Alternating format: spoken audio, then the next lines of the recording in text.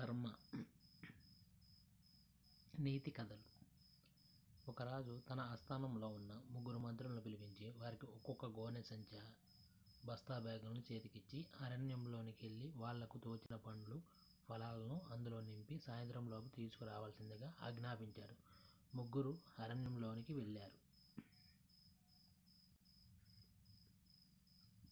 మొదటి మంత్రి ఆలోచించాడు.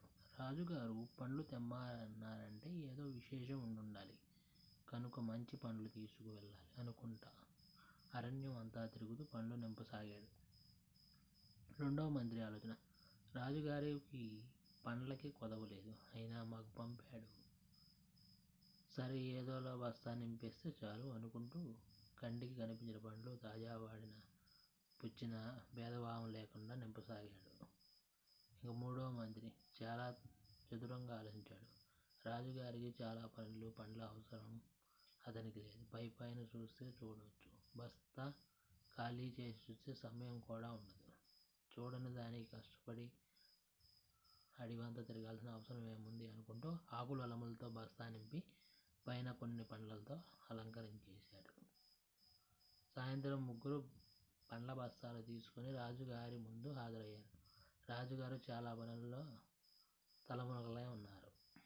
కనీసం బస్తాల వంక చూడనైనా చూడకుండా సైనికులను ఆదేశించాడు. ఆ 3 చెరసాలలో 1 నెల రోజుల పాటు వారి పండ్ల బస్తాలతో పాటు బంధించాడు. తినడానికి ఏమీ ఇవ్వరాదు, వారు తెచ్చిన పండ్లే వారికి ఆహారం.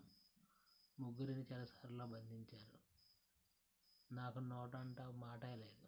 ప్రతిరోజు ఏదో ఒకటి ఇవ్వడం అంటే అది వారికి గిఫ్ట్తో సమానమే. ఎదుటి వాళ్లకు అవ్వాలంటే మన దగ్గరికి ఏమీ లేకపోయినా ఇవ్వచ్చు అని అతన్ని చూసి తెలుసుకున్నాను. మనం ధనవంతులం, స్థితిమంతులం అయితేనే ఒకళ్ళకు ఇవ్వగలం అనుకోవడం తప్పు. ఇచ్చే మనసున్న ఎవరైనా ధనవంతులు అని అతన్ని చూశాక తెలుసుకున్నాను. మూడవ మంత్రి పైన అలంకరించిన పండ్లతో 2 రోజులు గడిపి ఆకులు అలములతో మరో వారం పాటు మాత్రమే గడిపి లోకయాత్రకు వెళ్ళిపోయాడు. శిక్షాకాలం ముగిసేలోపే.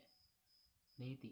మనం చేసిన పనులకు తగిన ఫలం తప్పక లభిస్తుంది. మంచి కర్మలకు మంచి, చెడు కర్మలకు చెడు ప్రతిఫలాలు తప్పవు.